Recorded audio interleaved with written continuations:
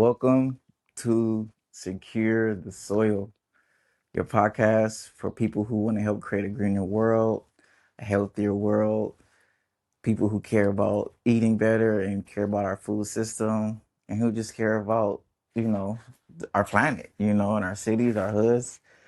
And I'm very glad to be here today. Got a special guest, a writer, someone who's been in the field, someone who has paved the way, who's created ripples, who's inspired me and many other people, and who's led the charge, and held it down in an authentic way, the real way. So, without further ado, Janet, What's up, y'all? Thank you, Temu. my pleasure. Thank you for being here. Thank you for taking the time to sit down, chop it up with me, for allowing me, in your space. I don't take it for granted. Just very, very happy to be here having this conversation. You the first woman on here. You know what I'm saying? Oh, what's So I up? was like, I know I gotta balance out the energies. It can't be too masculine. So appreciate you bringing. Started with the right one. I'll Yeah, take that one. Like that. yeah, yeah. So before we jump into it, the floor is yours. Introduce yourself. Talk a little bit about yourself. Um, Hi, everyone. My name is Janet. I live in Southeast Los Angeles. The work that I do right now is centered around the body, centered around spirituality, centered around food, and how best to center yourself in a time where there's a lot going on in the world, politically, spiritually as well. And so despite all these like cruel world realities that we experience and that we know of, it's very important to show up for ourselves, because the better that you show up for yourself is the better and easier way to show up for your community. And I met Temu probably like 2, 3 years ago at the Los Angeles Food Policy Council. We're doing work around urban agriculture. And through that work, it just felt like there was so much alignment, so much overlap around showing up for our communities in a way that was true and authentic, but also radical in a way.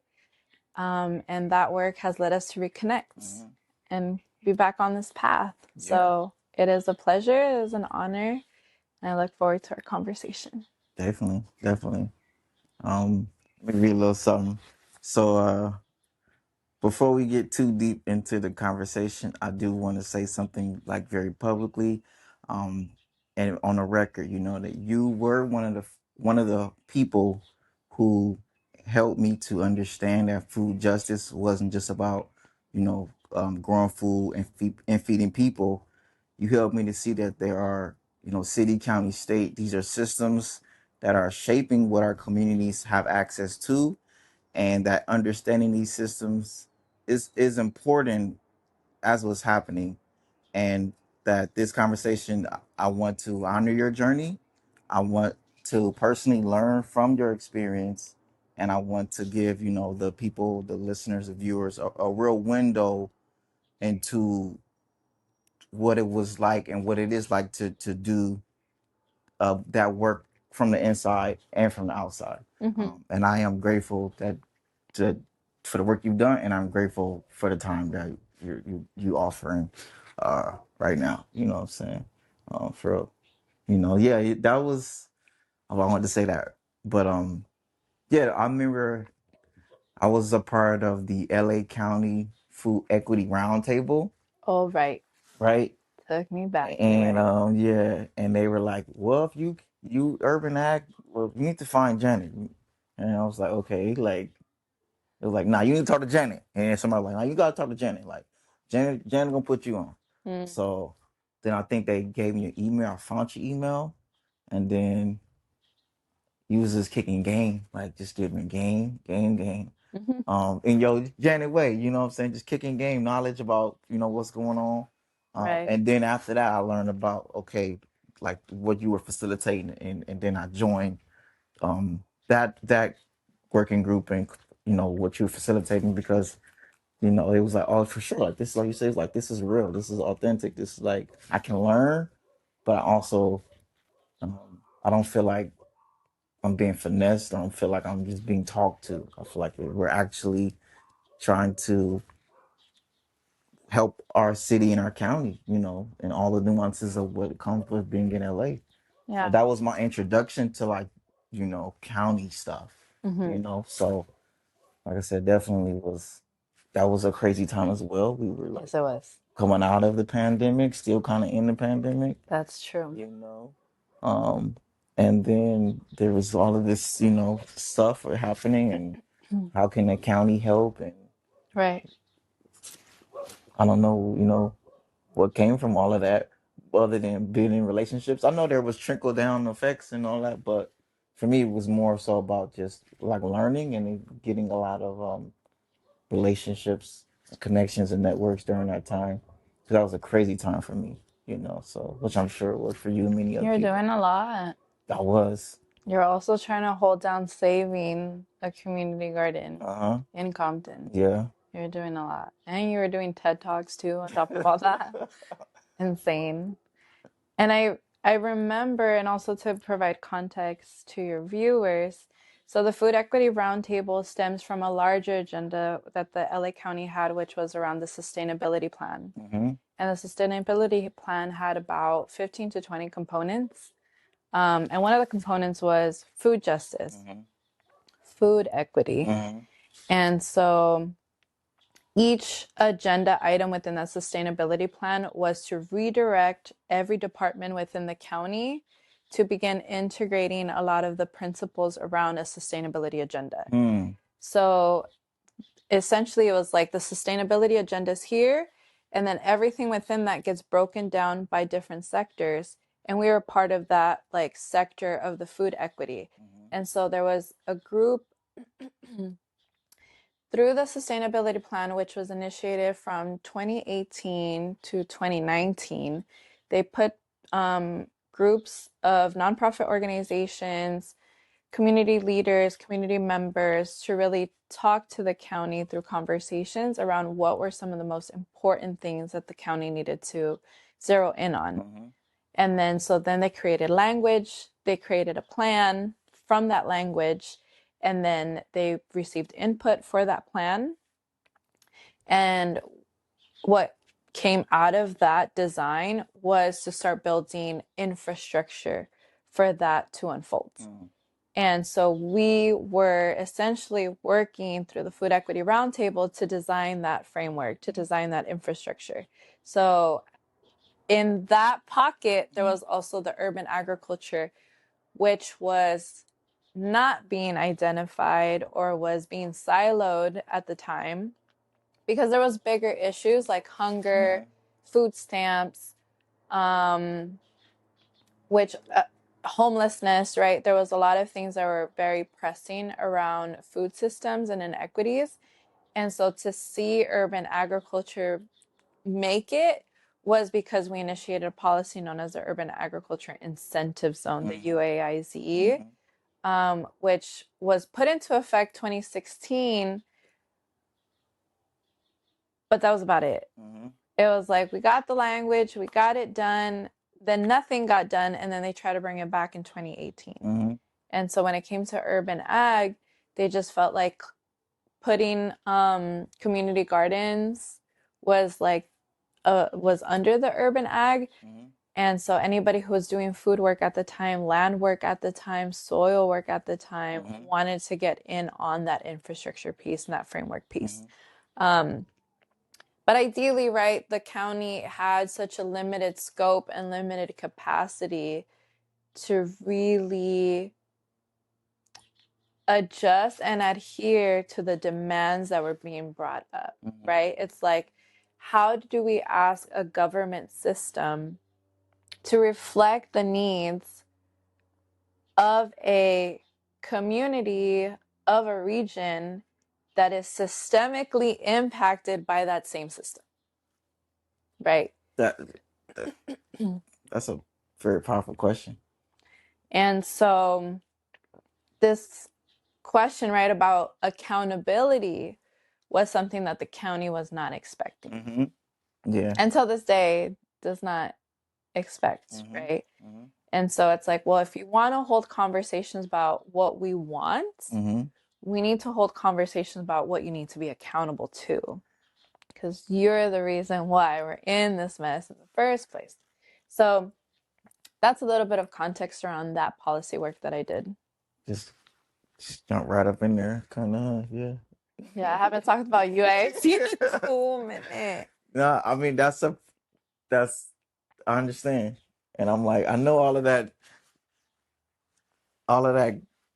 insight is in there, Muscle memory. Yeah, because you spent so much years, and when at that time he was flowing it, he was kicking it.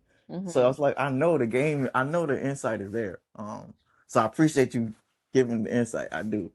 Um, but that is a heavy question. As we are talking about policy, that's kind of to me the food system in itself is like the foundation of this podcast, right?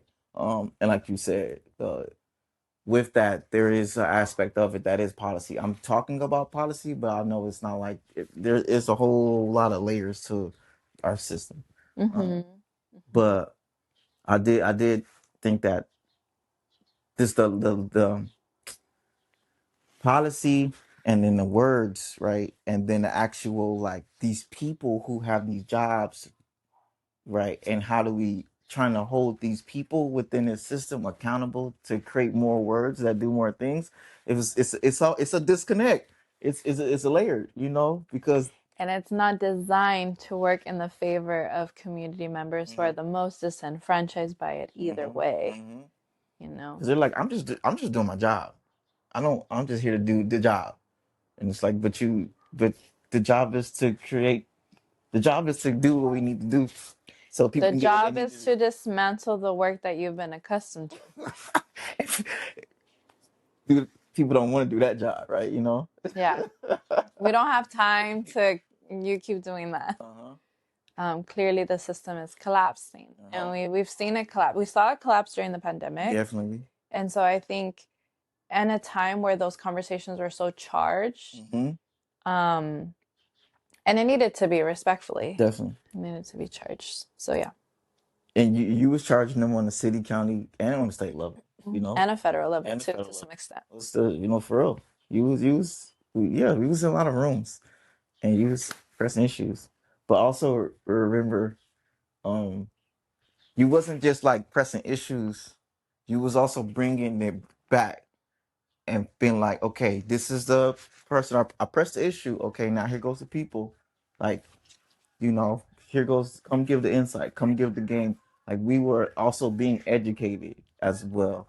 Um, like I said, and I think that they've helped me to find that balance because I can, press issues, but also how can we also be, you know, hu- have the human side where people are willing to say, okay, yeah, I do need to do my work, and I do also want to work. Like I want to do what I'm being challenged to do. Exactly. Which is okay. Here is this system. Let's unpack this system. Let's talk about this system. Let's work to create the solutions. And I do think you were and are good at that part too. Like as much as I you appreciate that. was saying, hey, we got to do this, you also made people feel comfortable enough with compassion and empathy to where they will want to come and okay, let me I step up to the plate. yeah, so I don't want to get that part lost, you know, with for you, for me, or for the viewer either, because you weren't just like a troublemaker. You know what I'm saying?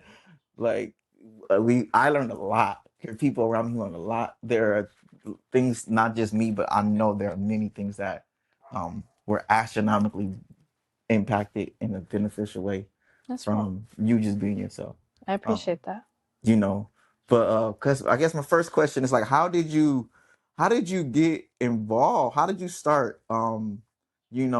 Within like food justice and policy. Take me back to the beginning. Was there a specific moment? Um, you know, Let's go there. There was a specific moment. So I started organizing like community work specifically around environmental justice work when I was in high school. Mm-hmm. And so in high school, I was part of this organization, which still exists today. It's Communities for Better Environment. They're based out of Huntington Park, which is why I grew up and was raised. And the work was centered around power plants, XI Technologies, which is a car battery recycling plant. And I remember we were doing work with South Central Farms. Mm-hmm. And South Central Farms had invited a speaker who was Claudia Serrato. She's a PhD and a really dear friend of mine now. And I look up to her as a mentor. And she did a workshop on decolonizing the diet. Mm-hmm. And I, one, had never heard the word decolonize. And at that time, the word diet to me was like the Atkins diet, like keto diet, like, and so for me, I was just like, decolonize the diet. I don't know what this is about, but my youth organizer is taking folks. I'm into it, you know? And through her presentation, I learned that a lot of the conditioning that we have today around the foods that we eat is through colonial contact. Mm-hmm. It's through the long-lasting repercussions of culinary imperialism. Mm-hmm. And the fact that when we look at countries that have been colonized by the British Empire, by the Spanish, have high cardiovascular diseases, high blood pressure, and a lot of them relate to food and diet. And when she said, you know, the cow is not from the Americas, it's from Europe. The chicken is not from the Americas, it's from Europe. I was mind blown. I was like, you mean the cow that I see every time I go to Mexico is not from here? You mean to tell me that these animals were never meant to exist here in the first place? And then she talked about what was the diet of an indigenous person prior to that contact, right? And how meat was consumed through ceremony, foraging practices, hunting practices, right? And we would eat seasonally. And that when the colonizers witnessed the food of the indigenous people, they saw it as feminine. Mm. Like, y'all are eating feminine, which is 80% fruits, veggies, you know, nuts. And yet we were lean as hell, you know? And they brought in this idea of like, you need masculine food. So wine, alcohol consumption, red meat consumption. But it's also understanding that Europeans had a hierarchy around food that indigenous people didn't. Mm-hmm.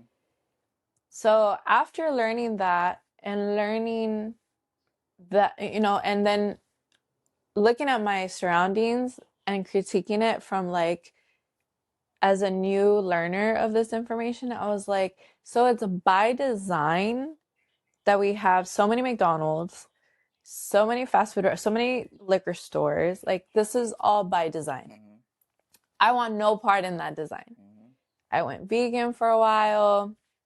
I did the whole like, you know, in college, I started community gardens. At the school, we started a native garden by the Chicano house. I went to school to CSUN. And then I started doing work around food in the Chicano Studies department. And the Chicano Studies department at CSUN is one of the largest departments in the nation. And every class that I took was centered around immigration, was centered around education. There was very little being talked about around food and diet and health of Latinos. Mm-hmm. And so whenever the teacher was like, you can pick any topic, I was like, cool, food. Mm-hmm. Like, and so then I started doing my own workshops on decolonizing the diet.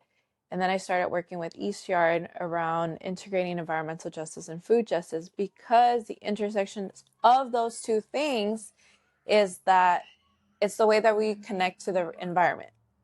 It's the way that we relate to the environment, right? And so at a time when Michelle Obama was telling everybody, grow your own food, grow your own gardens, my community was being contaminated by arsenic and lead. Mm-hmm.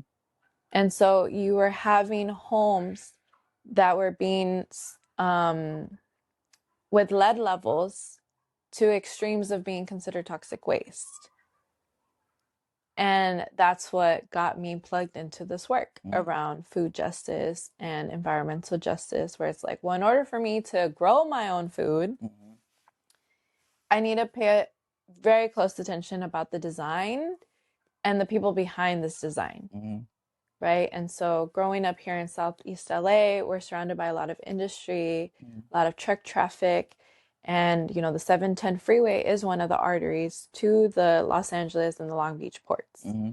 which combined, it is one of the largest ports in the nation. So living next to a freeway that has 40 to 60,000 truck trips daily, and a lot of it is like food that's getting moved in and out of my communities, but it doesn't stay here, right? It goes to the Whole Foods. Once it sits in those shelves, then it comes to the shelves of like the Food for Lesses and the Aldis and so yeah, I think ever since then I was always tapped into critiquing that design and fighting back on the people that push that design. And instead integrating through community work, like how we can heal our bodies through food. And I started looking into, okay, what foods help with lead poisoning, with arsenic, with heavy metals? What are some things that we need to start integrating into our diet to better our lungs? Because if the air is contaminated, we need things that are going to help clear that mucus out, right? And so learning about mullein, learning about nettle, learning about lemon balm, like all these different herbs was the kind of education and insight that I would bring to the community. That's how I started. Very thorough. Yeah, I've been working on these. I feel like I got a dissertation for real. Nah, Oh real. yeah, I have I mean, no like not idea. like and not to. I'm not trying to like comic relief that like not like that's some real shit. Like for I do wanna. That's some real shit because it's like taking it upon yourself to go down the journey and peel back these layers. And every layer you peel, you're like, okay, there's a new layer. And then it's like how you once again, then how do you integrate it? And that's what You radical know? means. You got to get to the root. You got to get to the root. Because that integration is really it's really powerful. I think that sometimes we might not, especially these policy spaces like environmental, what's happening and food production, they have to, especially us in urban environments, they have to like work together. You know. They're clearly dependent on each other. Mm. Clearly, yeah. That reminds me of like my journey as well. Like I went down the same path. It's like, oh, okay. I started as a chef, but it went from this to this to this to this to this to this, and then to be like, okay, well, how do you make all of this stuff that you learned? How do you make it make sense to where you can still be, an asset, but still be the radical, and you still contribute, but also don't lose that spark and that fire, which I think I'm still navigating. You know. Every day, every hour. Yeah, because it's like you'll get put into it and you just become. It's easy to become mundane and become okay day to day to day, and then you look up and you're like, no, like we gotta we gotta do the thing. You gotta fight. You know. So that was a heavy answer. I'm just like processing the answer, but I'm gonna keep going. That was heavy. I appreciate Wherever you that sharing came that. from. Um, you develop something that not a lot of people have. You have the ability to look at a policy. Once again, as we just discussed, you have the ability to see how it connects with food, health, land, and community.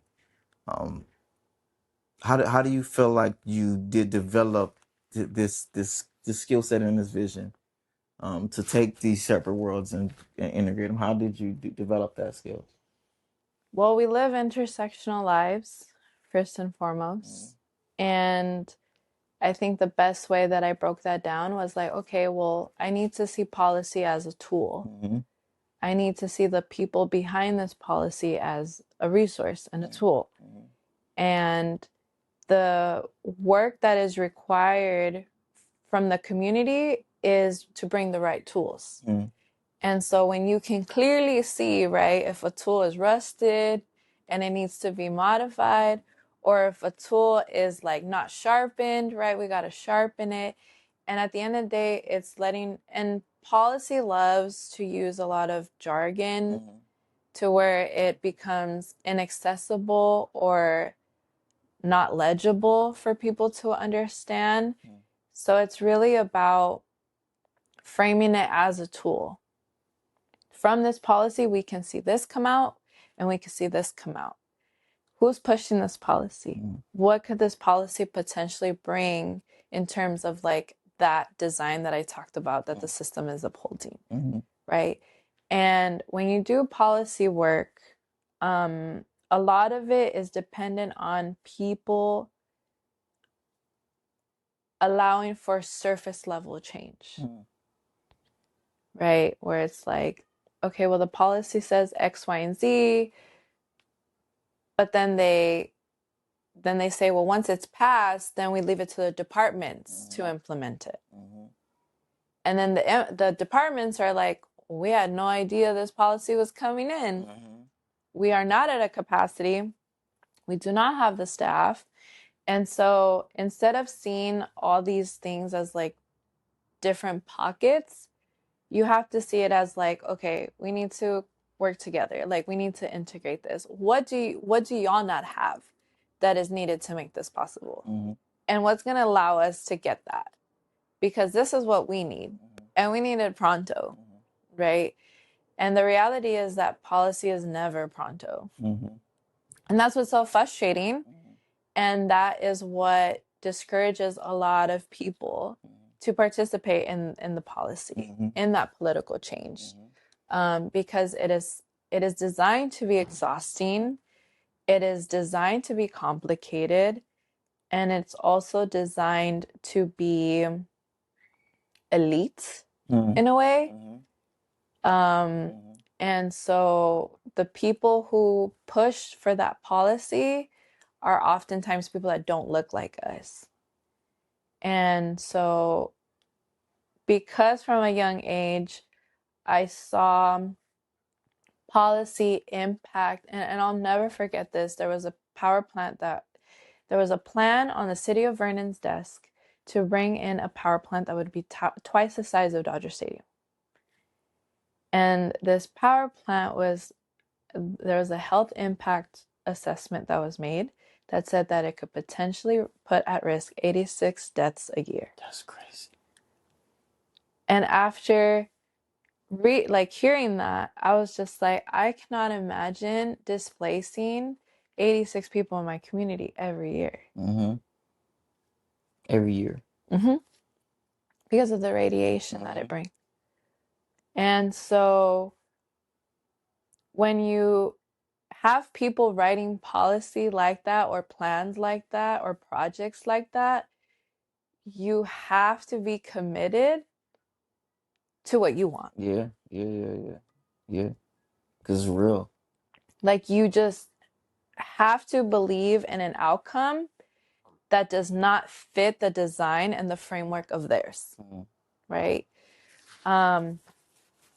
We ended up fighting that plan off their desk, and they still came back years later and said, all right, half the size of Dodger Stadium, 12 deaths a year. And so the challenge with policy is that you have to build your everyday person to a capacity where they can understand, oh, this shit's fucked up. Yeah. And who would write that, you know? And so you have to allow them to see themselves as a player and a change maker to that design. And the only way that you can ignite that or create that capacity is to create consistency around that. You know, like we're all going to sit down and read this policy together, right? We're all going to sit down and ask questions that we don't understand because there's people that their job is to help us understand this. Which I think is something you were like, I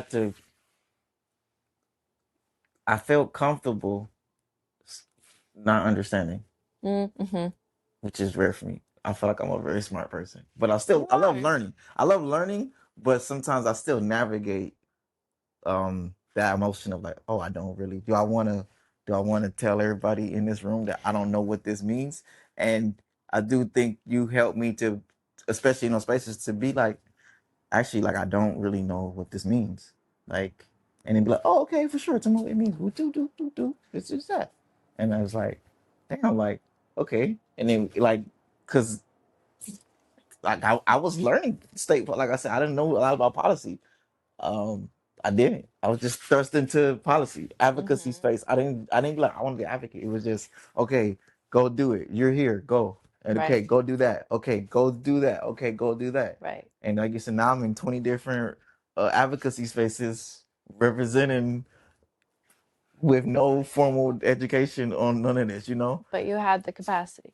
Yeah, I did. And that's a part of what, that is a part of why I realized I need to, at that time, like, if you can do this, you should do this. Like, this is something that you should go get this information and then bring it back to your people and help to implement this and help to let people know what's been implemented, and then help to, once again, build the bridge between, this is what's going on in this room and this is what we need. Hey, they need this, and hey, this is what's going on in this room. And I'm just trying to be in this room so that way they know that, you know that way they know what's going on in this room. Yeah. And I'm only here because this is what they need, and this is what they telling me they need. Yeah. And I'm not here for anything other than that. Exactly. I'm just here to build this bridge as best as I can and learn along the way. Yeah. And it was a lot of learning, but I do think that was something that was was very helpful. And also to your point, it's not about an intelligence gap or even a comprehension gap. It is intentional for policy to be written in a language that does not reflect the reality of how it will be implemented. It is very intentional.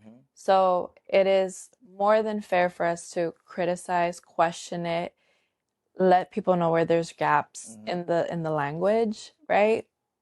Because of its design. And I think the more that we hold policymakers accountable to that language to fit, right, the capacity of the departments, of the government system in place, is where we can design better policy. So it's not, and I think that was one of the things that I always try to instill with a lot of the working group members, is that, like, we're not here to hold policy on a pedestal. We're trying to uphold our work as the pedestal. And what we do, we want it to be done better, and we want this policy to allow us to do that work better. So it's never that the policy is in the pedestal. Ever when it came to my work, it was that we are the pedestal that policy needs to uphold. And I believe that's why a lot of people, especially yourself, were just like, oh, I'm stepping into my power here. I'm stepping into my logic here of like, this don't make no sense. And we can all collectively admit that this doesn't make any sense. And that's why it worked. It reminds me of the 2020 equity report, which was kind of the first. That's where I got put on the BIPOC advisory committee. Okay. With the CDFA, and it reminds me of one of the major four, like, inequities of our agriculture industry is language.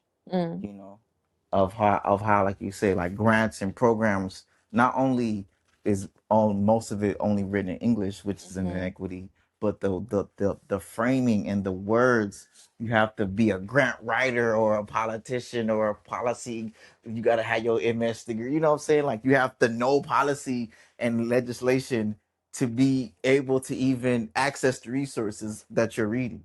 Yeah, fuck all that. Yeah. So definitely I was still definitely like to know it, but then still, to process it for me was definitely because I think, like you said, naturally, insecurity comes out naturally. Like you're like, oh, I don't know what this means. Oh shit, is this something? Is there something wrong with me? And it's like, no, it's not. This is how it's designed. It's for you to feel inadequate, so that way the rich and elite can continue to, um, Push their design. yeah, and we just be pawns in their game.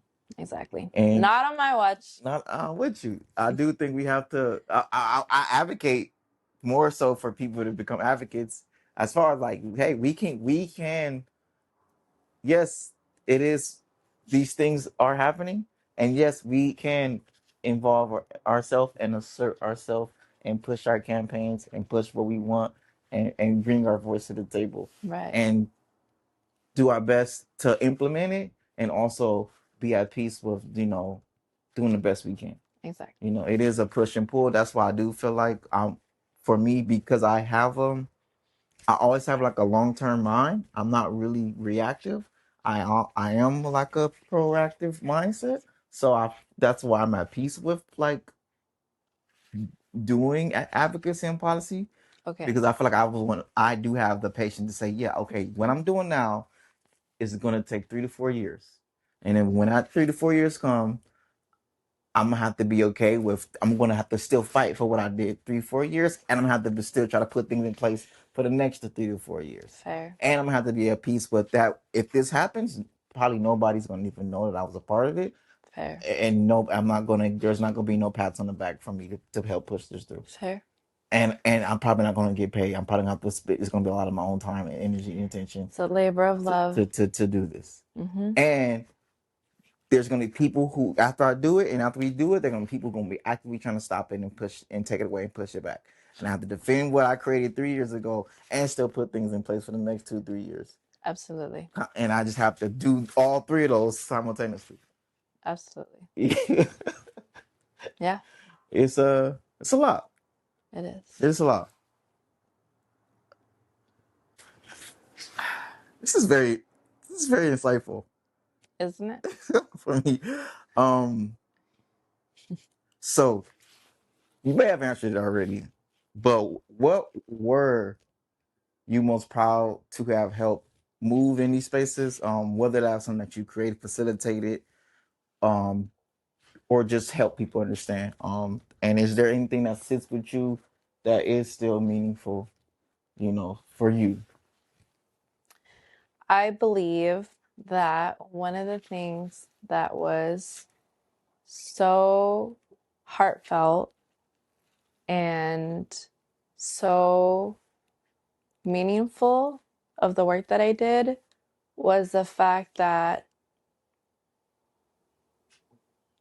there was a group that I got to work with so closely that was so ignored by the county, by the state, by even locally to some extent, which was urban growers, food growers. And nobody was talking about urban agriculture in the policy in LA. I think there was so much focus around hunger, and there was a lot of focus about establishing businesses that were equipped to provide services in these communities, right? So like the whole bringing healthier liquor stores, bringing local produce. The farmers markets were also a really big push at this time. Mm-hmm.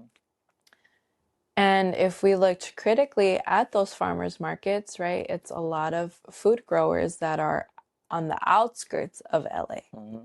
So a lot of them that have to drive from Coachella, from Oxnard, Fillmore. Mm-hmm.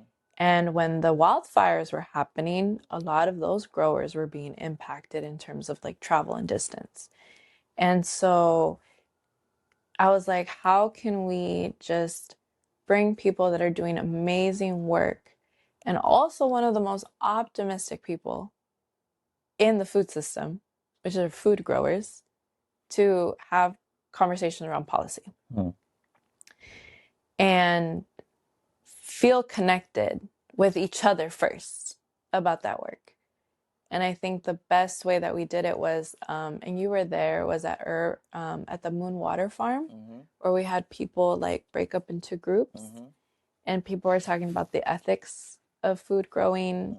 People were talking about like how racism impacts a lot of the things that we do. Like people just felt so comfortable in their skin, like sharing what was frustrating them. I remember that day. Sharing, and we had everyone there. Nonprofits, food growers, county, city, and they were just as people. And I was like, "Your title checked out the door. You're not a spectator here." And I think we were able to do that by setting community guidelines. And I was like, cool, we can all respect these community guidelines, right? All right. This is what's going to come out of this, right? Right. And so just that sense of like people looking forward to those spaces and telling me how much they enjoyed those spaces, that was definitely my most meaningful work. Yes, man. Those spaces, they don't exist anymore. Yeah, I think we had that first event was like 50-something people. Cause you had one at we had one at Alma Backyard Farms too. Yeah, I remember that one. But I remember the one at Moonwater. That was like a Saturday morning. Just like literally, I got into like a little debate with a couple people, a little argument with some people. You know what I'm saying? So And it was cool. Yeah, people was like, we was giving like, we also sharing a lot of information, like networking. Nah, that's what's up. That was a good time. We even had an altar, right? And I was like, y'all need to bring offerings because it was very important to like ground ourselves in our offering. Yeah, I don't think people be doing altars anymore for policy work. But yeah, and people just collabed after that, connected after that. Just the fact that people knew of each other by their face and their names was the most meaningful work. Because this work comes and goes. But building relationships, solid. Test of time. We would not be here if it wasn't relationship work. If it was just like, a 5-year plan, a 3-year plan, right? That time would have already happened and that would have been it. But, relationship work is committing to one another, right? And so I think that was fostered. But it wasn't sustained, right? Because we removed that consistency, and now here we are. Understandable. Some things were a time in the season, and sometimes the ripple effect keeps going, and the ripple just keeps going, and the pebble is already, it went on with the ripples. I mean, if we're being real, it's because the people that were upholding the work being done by those that were opposing the design and the framework ended up just adhering to those other people that were doing the design and framework in the first place. In order for us to do our work, we got to make sure that people have our back in order for us to do their work. And then suddenly people didn't have our back to do the work. And therefore, that's why it happened. I want the book. What book? The book. What book? This is the book. I want the book. I need the book. I feel like this insight is a great book to me. What are you talking about? You got so much quotables. Oh, you've never heard my bars? No, I know I've heard the bars. We know I've heard the bars. There's I'm just saying I want to I want the book. That's all I'm saying. Okay, I'm not saying write the book. I'm just saying Yes, I think you should write a book. That's what I'm. Me personally, I think you should write a book. Well, if you need me back on this podcast, I think you should write the book because this is gems. Um, man, let me sit with that one for if I don't want to just jump to the next topic because you that was take it in. You need a yeah, that moment. was part. That was like because it's like damn, it makes me have to look at myself too. Like damn, like how many of those moments where you like you just get along to get along, well go along to get along or whatever the case, and how many of those moments that you just like nah, I'm not going for it, and if you do what you got to do, or what, I'm not going for it. And if I need to, what I'm saying, pivot, then so be it, I'll pivot. But I'm not going for it, Mm-hmm. you know? And then on the flip, how many of those moments where you like, I'm not going for it, but let me go for it. And then you kind of go for it and you like, see, this is why I should not even be going for it. Cause I don't even, you know what I'm saying? Like, all right, let me try to, That part. and it's like, for what? To still, you know what I'm saying? To try No, to go along and get along. finish your sentence. You know what I'm saying? To steal what? To still Say it. no, we can't go along and get along. To some degree, mind you, it's a balance. You know what I'm saying? It's because it's tough because we want to do the work, we want to help, we want to tap into the resources to sustain ourselves to do the work, and then but we also want to do the work. And sometimes the resources are like, well, this is what we need to do the work. And it's like, but tapping into the resources or the, institutions, they don't want, like you said, they don't want the work to get done. you know, they want to uphold the institutions. And they're like, no, your work is to uphold the institutions, not do the work. And then it's like, but if you don't do the work, then you're just upholding the institutions. And it's like institutions are like, well, if you don't uphold the institutions, you don't do, then there's no work. And at the same time, those are the same people that you need to drag them Mm-hmm. for their misuse of language, Mm-hmm. for their misuse of interpretation. Because what do you mean when you say food justice and justice is never being met? Mm-hmm. What do you mean when you say, these interpretations of, oh, it's not South Central, it's South LA? Mm-hmm. These are all harmful and violent by design.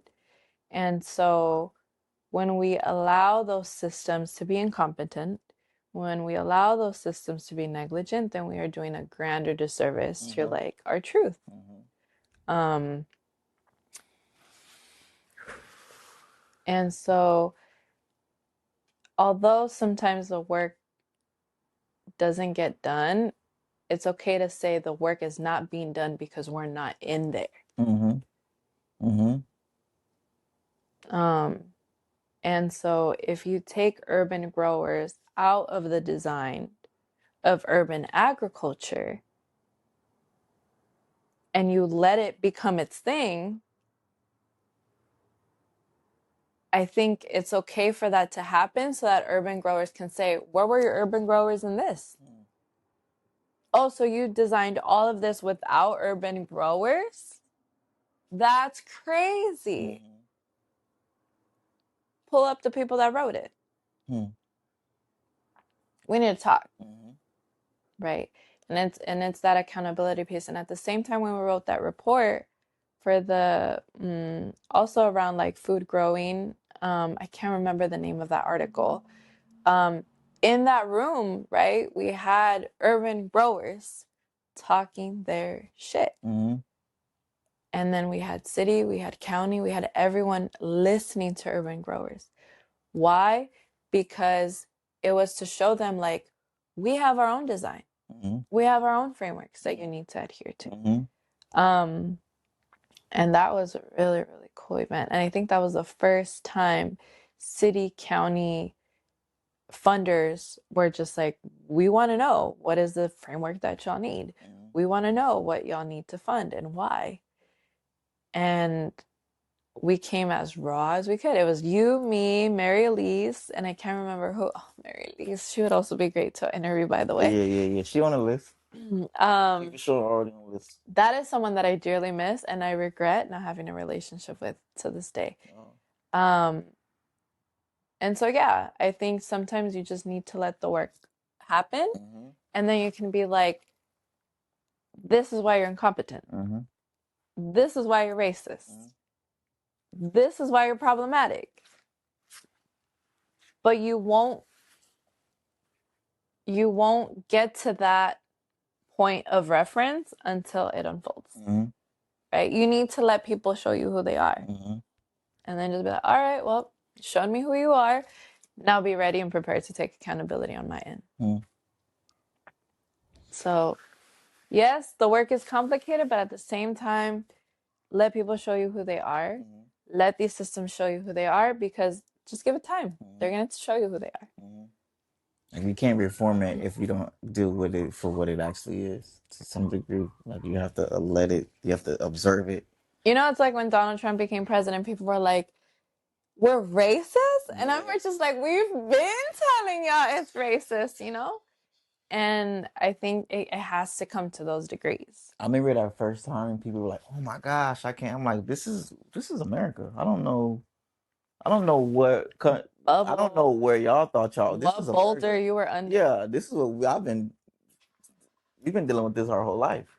In our like, So I'm telling you, sometimes you just need to let people do their thing. But we still gotta, like, I want to let it be, and then also actively in my own way and navigating that, addressing and deal with it. It to me, it's still insane that we have a 70-something-year-old president, you know, and we have these senators who are eight, and it's not even a slight to our elders. It's just like, is this, are we not capable of Burning it? are we not capable of putting people who are in their right mind in these and you know, because the right minds are not ideal to that system. all right, pack it up, that's it. You know what I'm saying? Like, that's a, you need pedophiles in a system that creates, you know, I told you, let people show you who they are. I understand, but it's all right. Okay. Even within our own circles, we know that there's men who are activists and who, unfortunately, replicate the same systems that create harms in our own community. So yeah, this is deep, but one of the things that does get lost when people spend too much time in these formal spaces is the, texture of community life. And once again, we may have already answered this, but what is something working directly with communities teach you that the policy rooms kept missing or just kept getting completely wrong? it's definitely been answered. And so I'll be as clear as possible that the way that policy is designed and formulated is never meant to reflect the community activism, the love that people have for their homes, their community, to reflect each other. And the reason why policy is so compartmentalized, like all things in government, it's like, no, you got to go to that department. No, you got to talk to that person. You got to do this. You got to do that.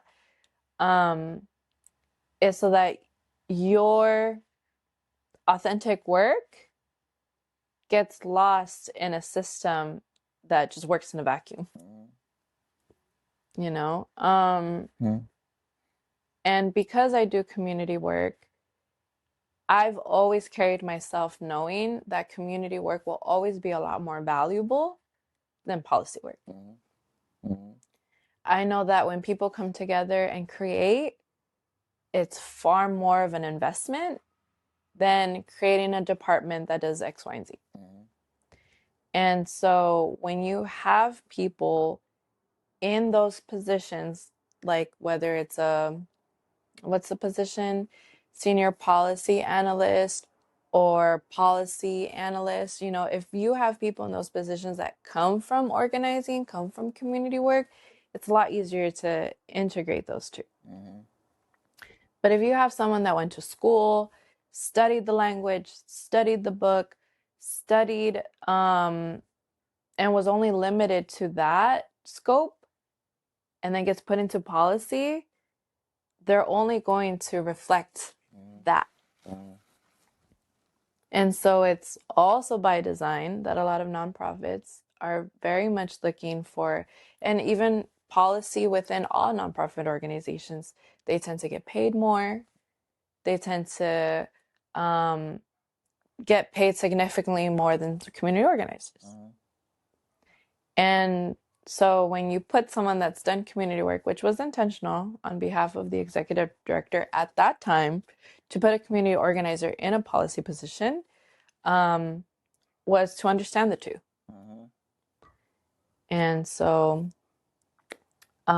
when I think moving forward, right, when it comes to policy, you have to understand that it's just a tool, it's just a language. And you can either choose it to uphold that design and framework that continues to oppress and subjugate, disenfranchise people, or you can choose to be someone that develops a tool for community to get creative and create and instill and protect their own design and their own framework. And you could just tell the system, just give us money. Just give us grants. Just give us funders. Just give us this and this and this. We don't need this superficial language, or we don't need the superficial protocols, right? To give credit to the work that we're doing or to adhere to the work that we're doing. We're good. We really don't need y'all.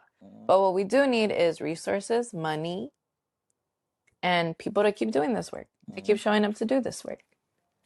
And so I think to answer your question, right, it's like when it comes to policy, you can either look at it as those two things, right? Are you going to use policy as a tool to uphold that designer framework, or are you going to use that tool to bring in resources that design and framework has to dismantle it to some extent, but at the end of the day, just bring more of a service to the community doing that work on the ground.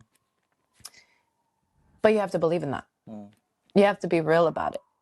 Because if you're not real about it, if you don't believe in it, you're just going to feel like that design and framework, the one that's feeding you, is the better option. So yeah.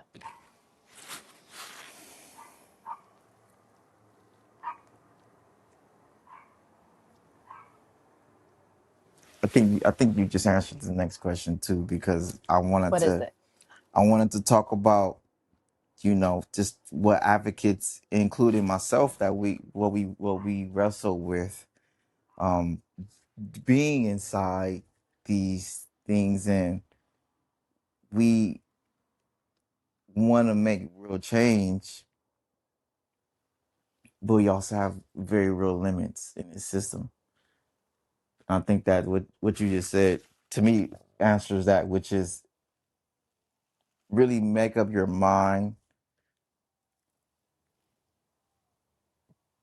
if you really want to, if you want to be on this side or be on this side, and if you want to really be a part of the community and get access resources for the community, or if you want to uphold the institution. And you have to really, I would hope you would want to say, I'm going to really be a part of this community. But we also can see there are people who say, no, I really want to uphold this institution, you know.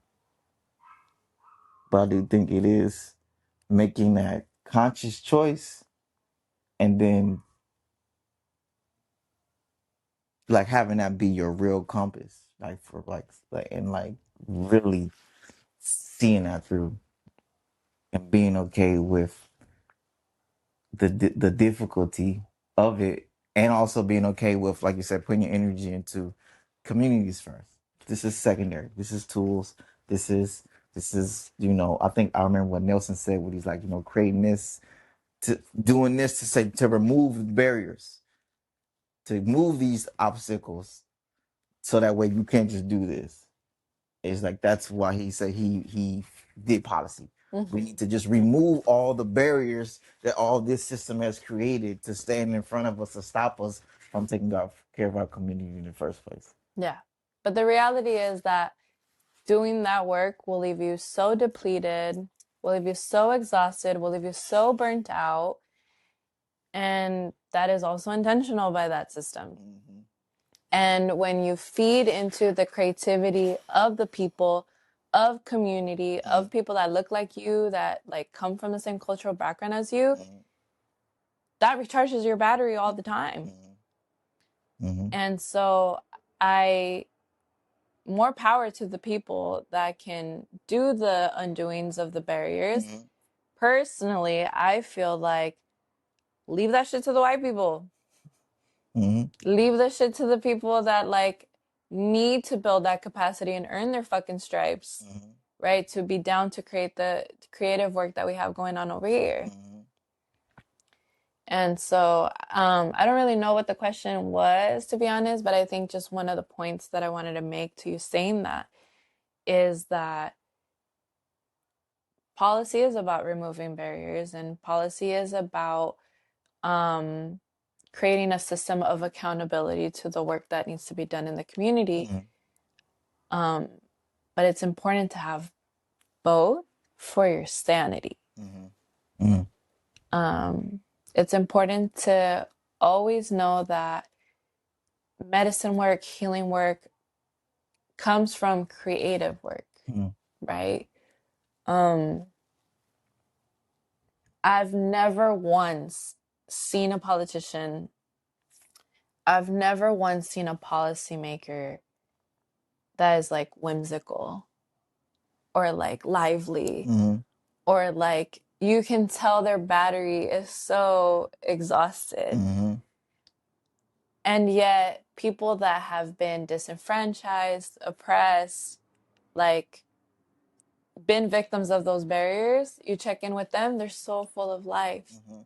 Why? Because they're doing soul work, right?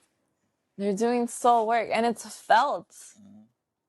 It's felt, you walk into these boring meetings, they're boring agendas, they're boring 60-second public comments, and you're just like, none about this is whimsy. Like none of this is like sparking radical imagination. But tonight there's gonna be an open mic at Moon Water Farm, and that's just gonna be dope. And people are gonna be spitting, and it's gonna be, and then we're gonna see people we know, and it's gonna be great. And then we're gonna go home, and we're gonna feel good about the work that we do. Facts. Facts. Um, Facts. Which I do miss those events. I haven't been to. I started easing back into like coming to peace of mind type of things. You know what I'm saying? But since I've been back, I haven't been acclimated into community and things of that nature. I think this is part of you carving out time to acclimate back. Okay. Yeah, it is. This is your healing journey, right? And publicly, right? We broke it down. 3 more questions. Okay. So at some point, but to answer your question, that last question was, after years of being inside these systems, what did that experience teach you about both the real possibility of change and the very real limits of what the systems can do? That was the question. I felt like you kind of already answered it. That's what I was saying. Okay. So at some point, you made a decision to step away from the policy work. Right. And I do think that takes a deeper kind of wisdom and self-awareness that people don't always talk about openly. Um, what did that season teach you about sustainability, about your limits, about protecting yourself, and this work that, like we just said, asks so much of you? Yeah, I think this is such a profound question in terms of I didn't leave this work by choice Mm-hmm. initially. Mm-hmm. It was a labor of love to do this. I put a lot of heart into what I did. And so to see that be quote unquote taken away from me left me in a place of hurt, Mm-hmm. if I'm being honest. Mm-hmm. Please be. And from that hurt, it allowed me to make time to like reflect on my worth, on and realizing like that was a big part of my identity. The urban agriculture stuff, the growing food stuff, the policy stuff. And similar to you, I was also thinking long term. Mm-hmm. I was like, all right, like, and there was moments where people were like, I think you would be great for the director position.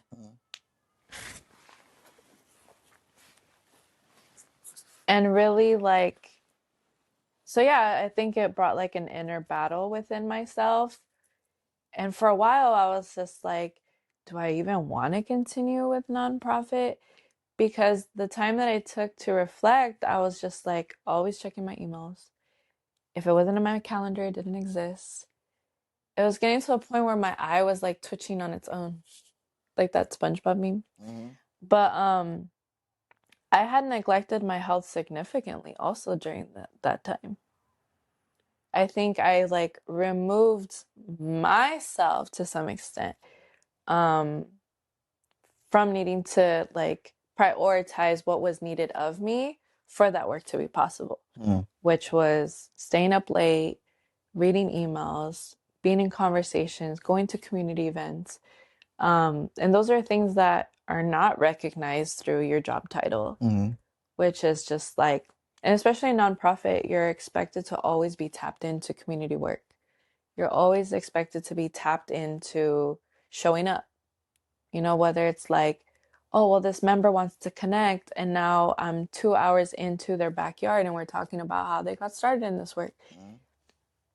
And so it took me some time to realize like, there's a reason why I'm no longer fitted for this role. And it's probably because I would have hated it. Mm-hmm. And moving forward for me is I don't want to do work that takes so much from me. And maybe I need to pour into myself instead of constantly be pouring into the policies that I want, the grants that we need, the people that we need in those rooms, like all these things. I was just so immersed into that space, and it was a big part of my identity. And so to see myself like be cut off from that, it was kind of like, oh, like who am I? Right? But that is who I am. Like that is me. Like, but at the same time, I was like, you know what? I think there's a lesson here, and that lesson is that like I no longer need to prove myself. I'm okay with just existing and exist. Um, It's like a resurrection, like a death and a resurrection. it was so insane. It was so insane, the resurrection, because when you don't have a job, when you don't have a LinkedIn, like you start questioning your worth deeply. If you're not like a product of capitalism, you feel inadequate. And then, so the reality is that although I didn't get to willingly choose to remove myself from the work, I do believe that I willingly chose to no longer be part of a space that I would have resented or I would have hated, because of the new design that was taking form for that work to get done. Right? Which meant that I would probably have to sacrifice a lot of my authenticity to continue being part of that space. And so then I had to ask myself, is me risking my authenticity worth it for that title? Is it worth it for that pay? And it was a blessing in disguise that I didn't get that director position. And I was a director. It was a blessing in disguise that I no longer worked for that organization, because I would have hated it. Then you start eating healthy and hit the gym. And Well, it's not as pretty as it sounds. No, I know. I'm not. Diminishing or suppressing the journey. It's like I said, it's a death and a resurrection. Like it's dying is painful, and then being born is a very painful, shocking experience to come into reality as this. Like you have the knowledge of your old self, but you are a new person. And grappling with those two realities, like I said, to me, it is a resurrection. It's not reincarnation.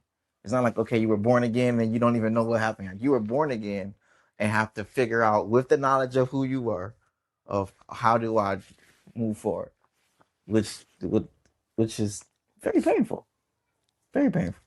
Honestly, it's probably what saved me to some extent, because I was always like on a go, go, go mentality. I got to do this because I have a meeting. I got to do this because I... And so my whole eye twitching situation, I was just like, learning to just exist and be present was such a major shift for me, but it helped me regulate my nervous system. I was just thinking about this. I didn't think about that. Like, what's that? Your nervous system is communicating to you. You know? And even the grief of that rebirth, of course, was something that I was holding to. And so to let that go was such a powerful and profound transformation, for sure. I feel you. I feel you. I feel you because I had you was very much there for me when I had my resurrection moment. I was there. When I had my whole identity die, and I had to be okay with becoming a new person and grappling with what does that even mean. So That's crazy. The parallels. yeah, like I thought I was going to do this and we were going to do this and I was going to do this and this is what I was going to do. And this is who I am. This is what I'm known for. This is what everybody knows me as. This is why everybody respects me. And this is why everybody likes me. And this is what people think I'm valuable for. And this is why people think I'm important. Right. And this is why I matter. And this is what I can offer. And this is what makes me feel like a good person. Like all those layers of like, this is what validates me. Right. Because I do this. So yeah, that's real. And then it's like, okay, now what? You don't do that no more. Who are you? For me, it was like, actually, you know what? I kind of love cooking. In fact, I actually really love cooking. Actually, I'm a chef. I actually went to LaCour and Blue. Actually, I cook really, really great. Actually, I should get back into that. Actually, you know what? Can't nobody fucking me with that. I'm one of the best chefs I know. I'm tripping. I should have. For me, it was a gradual journey of like, okay, what do how do I come to grips with this is over with, and not let me find the things I love again. And then, like I said, I always be like, you definitely inspire me to like to I have no problem saying it in front of on the camera, like in front of everybody. Like I was like, oh no, for sure, like let's do your thing, Jay. For sure, do your thing. Do your thing. And it's like a little bit more and a little. Then it was like, oh no, for sure. Like, okay, I see you. Then I'm like, you know what? Let me get up in there. Let me get up in there. You know what I'm saying? Then I'm like, nah, like, I'm like slowly, gradually seeing it within myself. And I just been hitting you like, no, like you inspired me to like get up in here.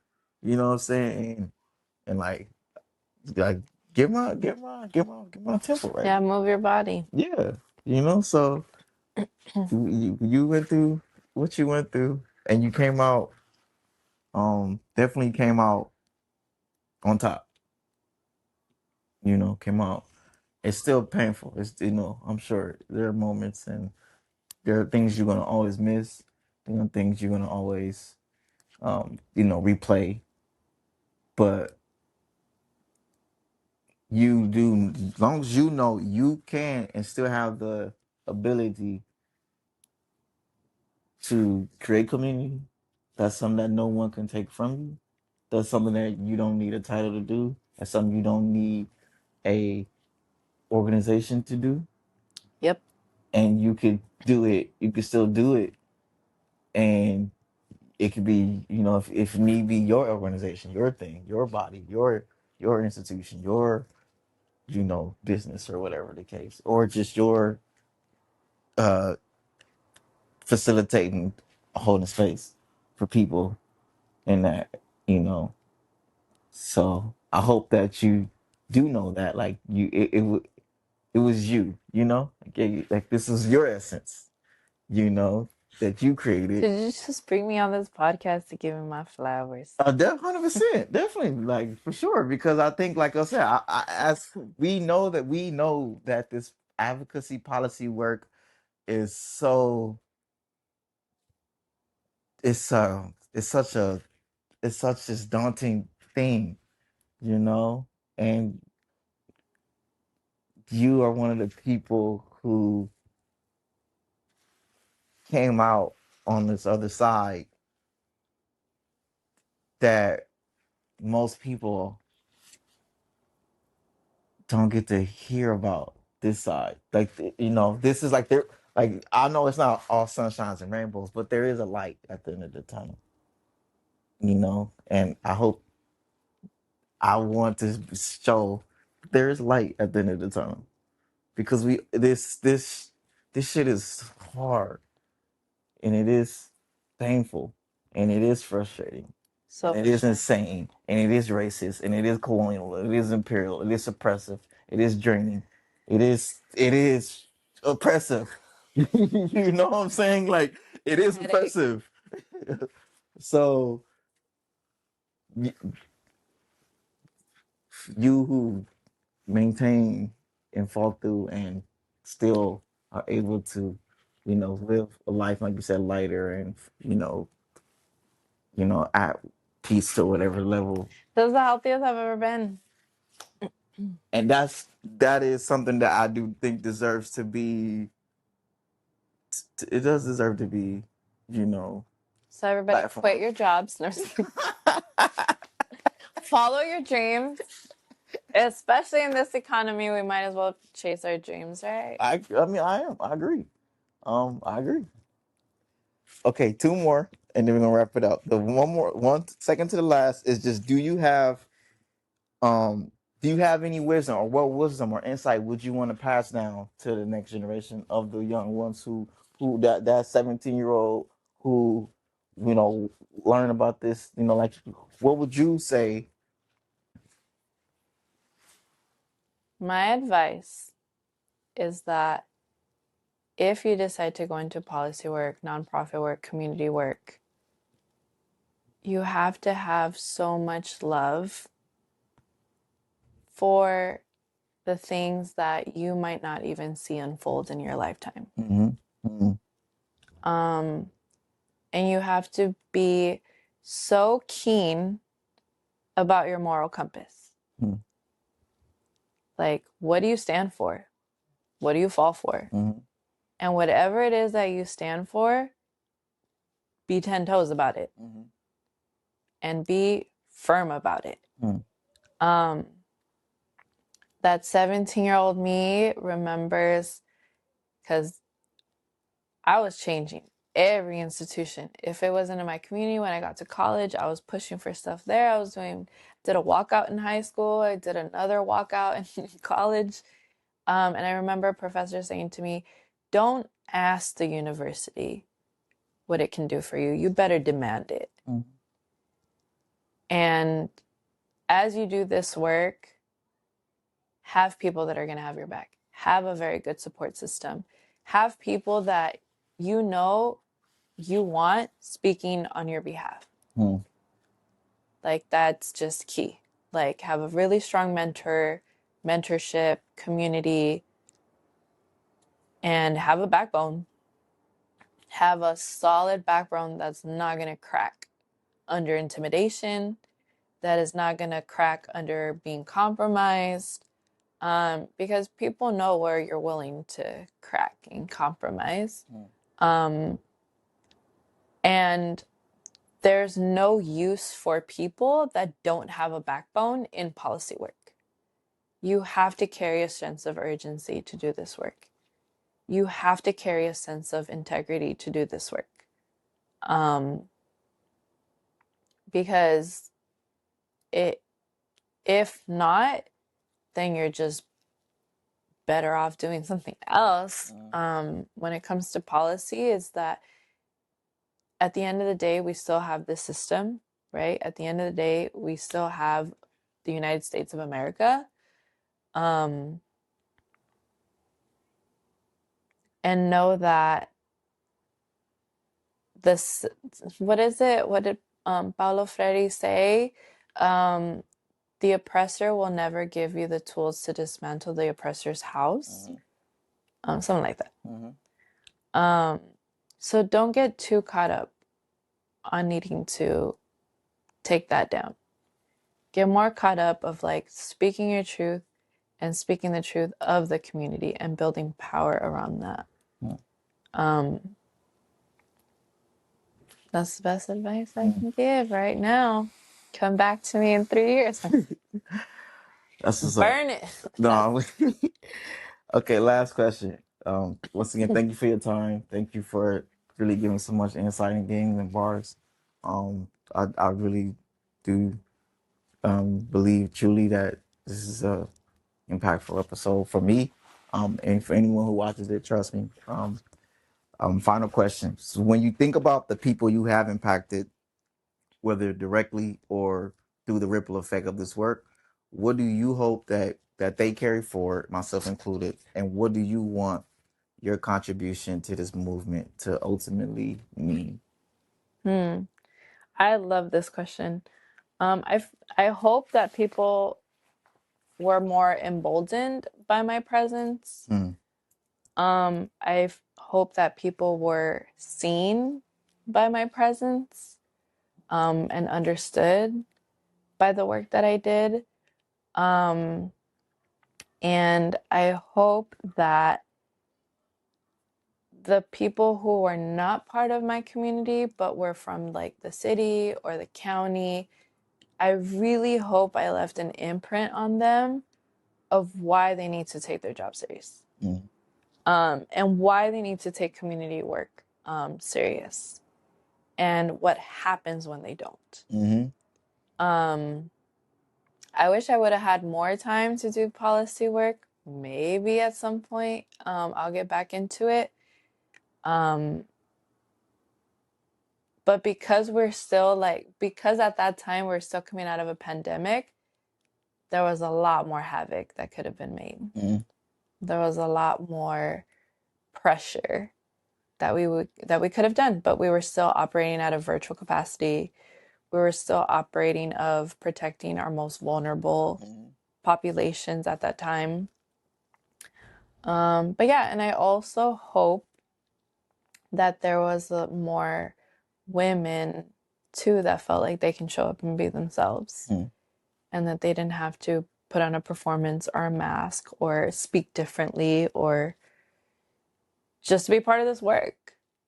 And know that it was very intentional of me to speak a certain way, to like show up as me a certain way, right? Because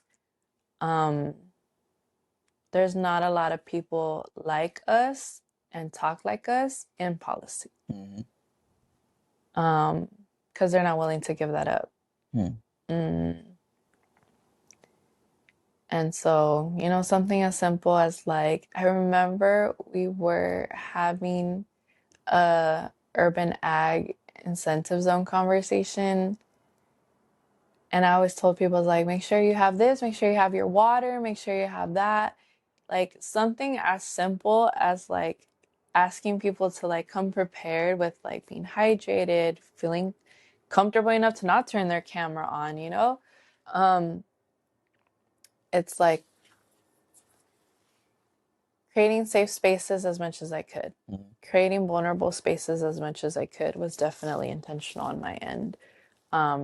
Not just for community, but also for policy and, the people working in government spaces so that they don't feel like they can also disarm. Mm-hmm. And then it could also not come equipped to like, these people are not going to call you out. Don't take it personal. They're just deeply passionate about this or deeply insightful about these things. Mm-hmm. And you listening and taking their time is so valuable. And so thank you for and so I would make sure to give them a space where they can disarm and just be comfortable in their own to participate. So Mm-hmm. I hope people walked away with knowing that. Mm-hmm. Cool. Well, I think this is a very, very great conversation. I'm glad you think I so. definitely think we gotta have more conversations. And keep facilitating, keep being yourself, keep organizing, keep having your fists held up high, keep doing the work. I'm proud of you. I'm appreciate you. I'm grateful for you. Yes, giving you flowers, the whole nine. Um, and thank you for being yourself. This is Secure the Soil, the podcast for people who want to, make the world greener, make the world better. For those who want to support this endeavor, who want to support, who want to help more episodes like this happen, feel free to reach out. For those who feel like you have something to say and you might have some insight or you feel inspired by all this game information that we learned today, that you feel like you have some insight as well, comment below or hit me up. But yeah, this is definitely a great time, a great conversation. I'm walking away very enriched and very empowered and very motivated. And I need to do some soul searching myself and do some, temperature checking myself.